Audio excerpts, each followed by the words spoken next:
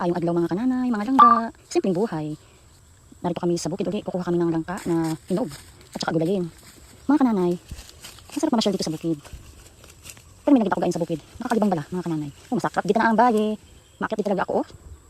Kasi may hinog na langka, katamtamang laki lang naman mga kananay. Ayan, akyatin ko na. At may dala-dala akong lubid mga kananay para hindi siya malamog, hindi siya mabagsak. Para-paraan ba mga kananay?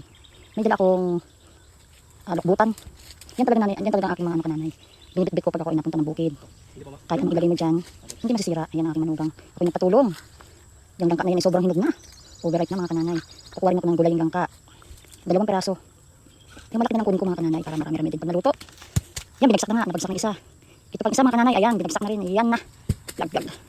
Nagdais pa yung dalawa mga kananay. Halos magkalaki lang sila. Ay maganda kita na maging pa-share sa bukid kahit na yung mabuol. Mga tulan-on. Datan ko yakaroon na.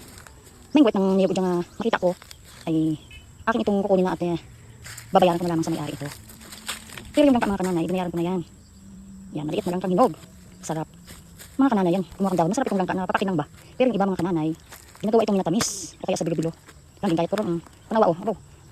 Ay kahinog. Malaman talaga o makapal ang laman niya. Ang atong biyat-biyatin ang biyat-biyatin. Tanggalin ko yung sungot. Tikman ko at matamis. Sarap. Malutong-lutong mga kananay. Ayan. Panamit din Nabubusog na ata ako Daming mga ilanggam na pula, mga agat. Pinawisan ako Ayan.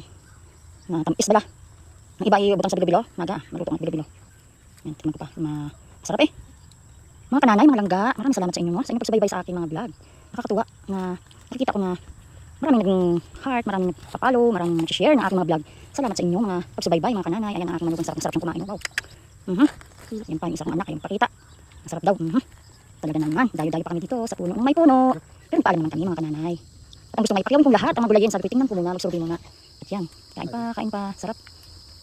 Maraming salamat sa inyong pagsusubaybay sa aking mga vlog na may niyog. Ako yung hinayang kasi ating natutubuan ng mga niyog. May mga 10 peraso naman ito. Yung isang bulok.